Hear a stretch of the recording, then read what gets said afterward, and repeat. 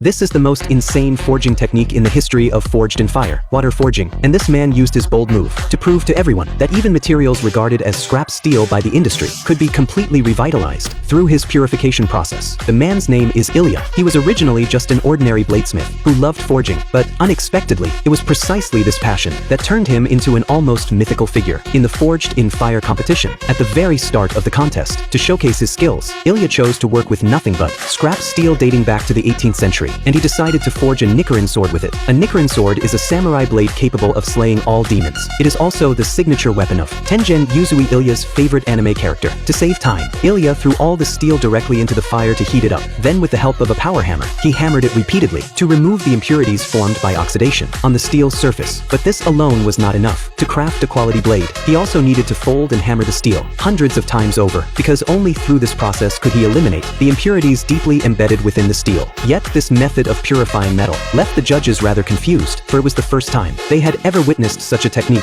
As it turned out a long time ago, Ilya had spent a year in China, learning to make Miao Dao, a traditional Chinese longsword, and this purification method was exactly what he picked up during that time. What stunned the judges even more was that, during the subsequent forging process, he actually poured water directly onto the steel billet. Every bladesmith knows that the biggest enemy in forging is excessively low temperatures, but what they didn't know was that this was another skill he had learned from the East. The purpose of water forging is to imbue the blade with the necessary hardness and sharpness, while also creating unique blade patterns. Finally, after hammering the steel billet to the desired consistency, he began to shape it to create the perfect Nethirin sword. He first placed the steel billet into a U-shaped groove and hammered it into a U form. Then he placed carbon steel in the middle and struck it hard once again. However, both the angle and force of each hammer strike required extreme precision. An ordinary person could never master the essence of this technique without at least a year of dedicated practice. But for Ilya, who had been forging swords since childhood, it was a piece of cake. At long last, through Ilya's painstaking efforts, the Nethirin sword gradually took shape, but to make the blade truly flawless, he still needed to manually adjust some extremely fine details. Once the blade was nearing perfection,